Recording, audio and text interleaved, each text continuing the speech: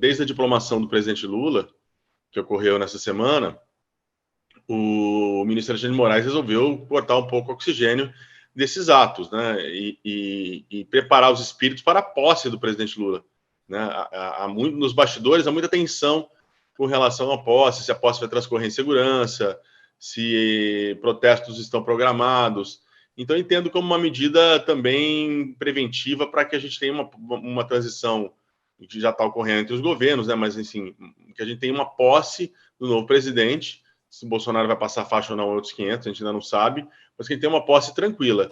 E o ministro Alexandre de Moraes, quando ele faz a busca e apreensão, está buscando materialidade, né? O professor Walter pode dizer melhor que eu, mas buscando algum embasamento, alguma materialidade para prisão, para eventuais prisões, para processos, para levar isso adiante, para de alguma maneira punir, né? Ou penalizar quem é responsável por esses atos que estão passando do limite após tanto tempo, né?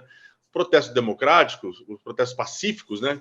Eles, de fato, no meu ponto de vista, não tem problema de ocorrer. Agora, o vandalismo que ocorreu essa semana, bloqueio de estradas e tantas outras indícios que nós estamos vendo aí que ferem a lei, eles precisam ser apurados e precisam, eventualmente, ser punidos. Eu acho que o caminho que ele está trilhando é esse, é de punir quem organiza, quem financia e quem está envolvido nesses atos. Para aqueles que têm olhos de ver, de enxergar, basta ir à lei. Há uma lei do ano de 2019, quem tiver interesse, ela leva o número 13.869. E o que trata essa lei? Trata do abuso de autoridade, do abuso de poder. Uma das caracterizações é a autoridade impedir um exercício profissional, um exercício de interesse público, de atividade de interesse público, que é a pesquisa. A pesquisa que retrata um momento, a pesquisa, o pesquisador não tem bola, esfera de cristal para dizer quem vai ganhar, quem vai perder, não, retrata um momento. É esse o objetivo da pesquisa. Um ministro da Justiça deve saber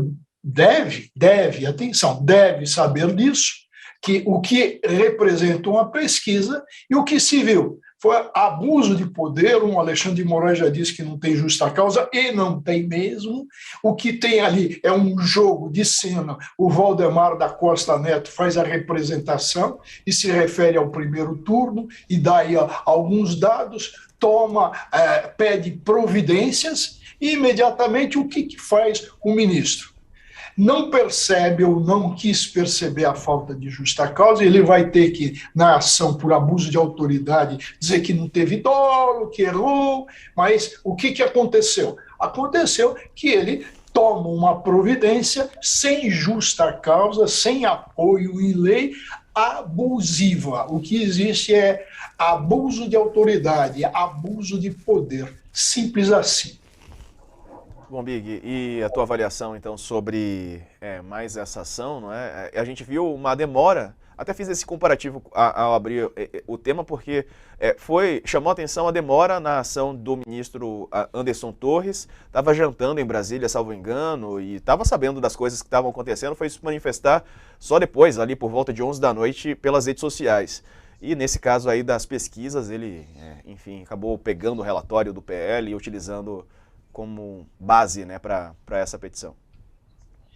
Ali parece uma dobradinha muito clara, né? Um jogo combinado totalmente entre os apoiadores do Bolsonaro para acuar os institutos de pesquisa que davam uma vantagem do presidente Lula, que acabou se confirmando nas urnas, né?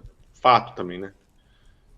E como mostra a reportagem, só cita os institutos em que o Lula estava na frente. Os que davam o Bolsonaro na frente, segundo me parece, lendo ali a reportagem, ficaram de fora.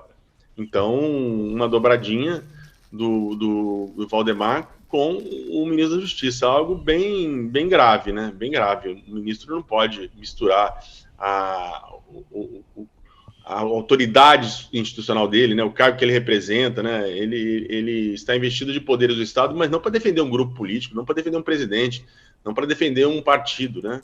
Mas para defender o conjunto da sociedade. Nesse caso, não me parece que foi o que ele fez.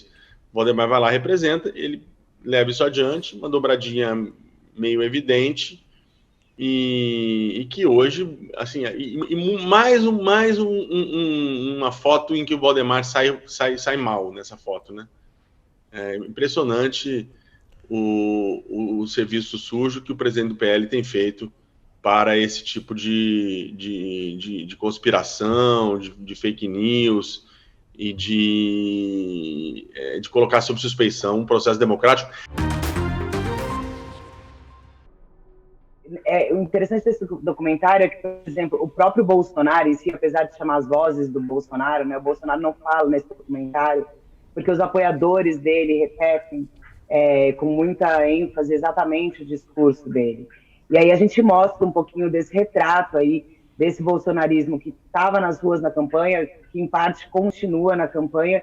A gente fez aí uma contabilidade, né, do número de entrevistas, mas a gente não fez, de fato, a contabilidade geral das tentativas de entrevista, né? E eu acho, assim, na minha contagem pessoal, digamos assim, que com certeza eu levei bem mais não do que sim. Tinha lugares que era, por exemplo, muito difícil, não dava para usar crachá do UOL, não tinha como identificar ali, porque tinha risco. Até é legal a gente destacar que foi uma equipe enorme, né, que participou desse projeto, muita gente que eu agradeço muito aí o trabalho, e teve aí o Felipe Pereira, o colega do UOL, por exemplo, que fez também algumas viagens que estão aí no documentário, e que ele sofreu até agressões, né? Ele teve episódios de agressões ali no Rio de Janeiro, já depois da derrota do presidente, uma coisa que era uma preocupação nossa mesmo em relação a esse risco, mas também, por outro lado, Diego, a gente quebra um pouco o estigma, porque eu consegui conversar com muita gente legal, assim, né? Tinham personagens muito interessantes, assim. No dia da eleição, conversei com um casal de idosos muito simpáticos, que estavam com toda a família ali votando, e a gente conseguia até tirar alguns preconceitos, porque é isso, né? O professor mesmo, na entrevista que eu conversei com ele fala da gente tirar um pouco, ter um pouquinho mais de empatia para entender esse fenômeno, porque todo mundo tem um pai, uma mãe, uma tia, um amigo que votou no Bolsonaro, que acredita no Bolsonaro e que defende as ideias dessa forma, assim, tão enfática, né? A gente está nesse país dividido, como eu falei antes, então eu acho assim, foi um desafio muito grande. Quando a gente começou, a gente não sabia o acesso que a gente ia ter, foi um acesso bem complicado. O Bolsonaro era candidato, presidente, a gente começava, assim, acho que o difícil era já desde largada, assim, a gente estava descobrir a agenda do presidente, onde ele ia estar, o que ele ia fazer, uma coisa que parece simples, né, mas que demanda uma super energia, assim. Qual